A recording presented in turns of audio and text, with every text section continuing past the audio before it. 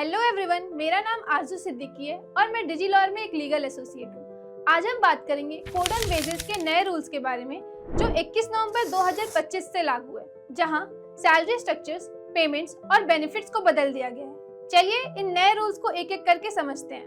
Rule number 1, basic पे का नया डेफिनेशन। पहले कंपनी सीटीसी का 30 से 40% बेसिक में रखती थी, बाकी अलाउंसेस पीएफ ग्रेचुइटी में डालकर कम कर देती थी। अब basic plus DA plus retaining allowances को मिलाकर सीटीसी का 50% होना पड़ेगा। जैसे 1 लाख सीटीसी का बेसिक पे कम से कम 50,000 होगा, बाकी एचआरए। इससे पीएफ ग्रेचुइटी बढ़ेगा और लो वेजेस वालों को फुल बेनिफिट्स प्रोवाइड होंगे।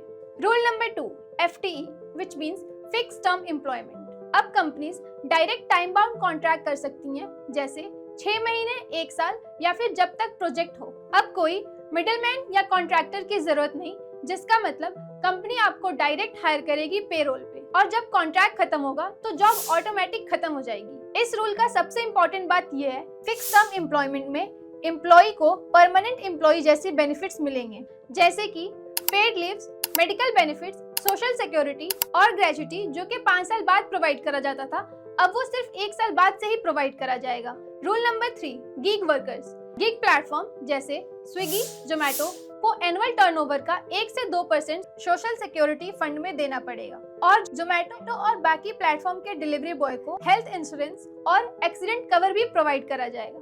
For example, Zomato delivery boy जो कि 20,000 रुपए महीना कमाता था, तो पहले 0 सोशल सिक्योरिटी थी और एक्सीडेंट हो जाए तो फैमिली खुद ही स्ट्रगल करती थी। लेकिन अब हेल्थ इंश्योरेंस, डिसेबिलिटी पेंशन और एक्सीडेंट कवर सब मिलेगा। Rule number 4, ESIC. अब 21,000 सैलरी वालों तक को हॉस्पिटलाइजेशन, मैटरनिटी सब कंपनी प्रोवाइड करेगी। साथ ही हर एम्प्लॉय को सालाना फ्री मेडिकल चेकअप मिलेगा, और ये बेनिफिट 40+ एज वालों को मैंडेटरी कर दी गई है। Rule number 5, appointment letter. हर नए एम्प्लॉय को ज्वाइनिंग डे पर रिटन लेटर देना कंपलसरी है, वर्बल एग्रीमेंट नहीं चलेगा। सबको रिटन कॉन्ट्रैक्ट देना कंपलसरी कर दिया है, ताकि terms like working hour, salary, leaves clear रहे एम्प्लॉयर और एम्प्लॉय के बीच में। Rule number 6, on time salary. अब सैलरी टाइम पे देना कंपनीज के लिए कंपलसरी कर दिया है। अगर डेली वाले एम्प्लॉय हैं तो उनकी सैलरी शिफ्ट खत्म होते ही देनी पड़ेगी। वीकली वालों को वीक के लास्ट वर्किंग डेज पे और मंथली वालों को 7 तारीख से पहले सैलरी पे हो जानी चाहिए। अगर आपका एम्प्लॉय सैलरी टाइम पे नहीं दे रहा है तो आप कंप्लेंट फाइल कर सकते हो लेबर कोर्ट में।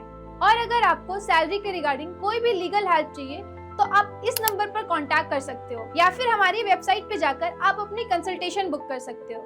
रूल नंबर 7, एफएनएफ यानी फुल एंड फाइनल सेटलमेंट। नए लॉज के अकॉर्डिंग अब कंपनी को आपका एफएनएफ आपके एग्जैक्ट यानी कंपनी छोड़ने के 2 वर्किंग डेज में करना होगा, जिसमें ग्रेचुइटी, रिमेनिंग सैलरी सब इंक्लूडेड होंगे। पहले एफएनएफ में 30 से 45 दिन लग जाते थे, लेकिन अब 2 वर्किंग डेज में सारे ड्यूज क्लियर करने होंगे। रूल नंबर 8, जिसमें वुमेन डिस्क्रिमिनेशन को प्रोहिबिट करा गया है। इस रूल में वुमेन को बहुत सारी अपॉर्चुनिटीज प्रोवाइड करी गई हैं, जैसे हर सेक्टर में उनको इक्वल पे, इक्वल वर्क मिलेगा, including underground mining and heavy machinery, और उन्हें नाइट शिफ्ट भी अलाउड है उनके कंसेंट के अकॉर्डिंग। और भी बहुत सारी फैसिलिटीज उन्हें प्रोवाइड करी गई हैं, जैसे safe work place, transport facility वगैरह वगैरह। Rule number 9, bidi and cigar workers. अब बीड़ी एंड सिगार वर्कर्स को मिनिमम वेजेस गारंटेड हैं। दिन के 8 घंटे, मैक्सिमम 12 घंटा और हफ्ते का 48 घंटे उन्हें काम करना होगा। और अगर ओवर टाइम कर रहे हैं तो उस वर्कर को डबल पे मिलेगा विद कंसेंट, और इन्हें भी टाइम से सैलरी दी जाएगी,